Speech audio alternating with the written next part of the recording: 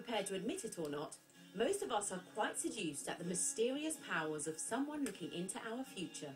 And tarot cards certainly are mysterious. Now, some say they started life in ancient Egypt with compelling symbols like these found hidden in secret chambers under the pyramids.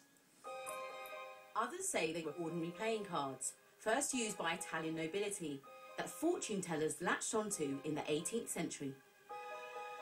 But 100 years ago, the tarot got a new lease of life when the cards got a facelift and a book of instructions to go with them. Suddenly, the secrets of the tarot were revealed. Arthur Edward Waite was an unlikely expert of the mystic. Alongside editing the Horlicks drink magazine, he revised the tarot cards to make them easier to understand. He commissioned artist Pamela Coleman-Smith to illustrate all the cards that were previously just numbers. And in 1910, Waite published a book explaining what those illustrations meant. It was called The Pictorial Key to the Tarot. Now, anyone, it seemed, could be a tarot reader. A century later, Debbie Winterbourne now teaches tarot to the masses with the help of Waite's cards. Before the Rider-Waite, you had different decks, like this one, where you wouldn't have any pictures, just a number. So if I, for example, show you this card here and tell you it's the 10 of Wands, what would you think it might mean? I think we were going to play noughts and crosses or something. Yeah.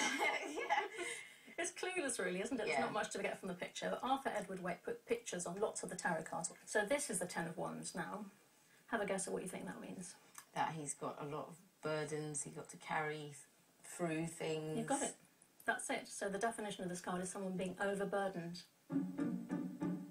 When the books came out with the cards, it suddenly meant that you had the imagery and you had a key to the imagery. Before then, the information on how to decode the symbolism of the cards was actually a sworn secret to mystical societies.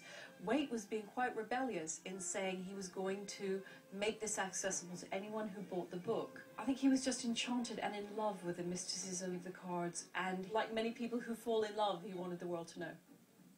Whatever Waite's motivations for publishing, his book and cards were welcomed with open arms by the public.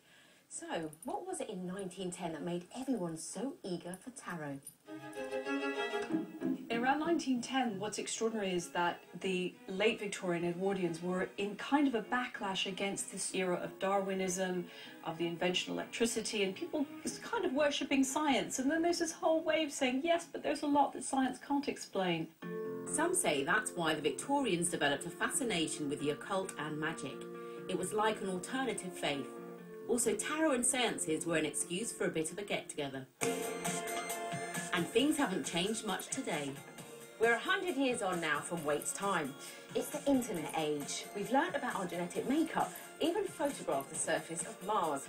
So who now would still believe a set of cards could tell you anything? Plenty of people, it seems. Tarot still has an audience. These ladies are about to hear some home truths, revealed by tarot reader Anya Marchik. Do you honestly believe that a set of tarot cards could tell you anything about your lives?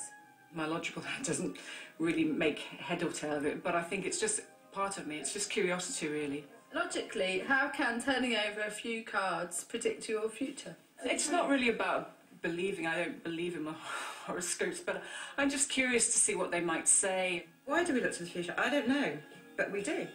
You may believe in the cards, you may think it's all hocus pocus, but curiosity about peering into the future has always been part of human nature. And that's what Arthur Waite latched onto 100 years ago. He saw his own future definitely lay in the cards.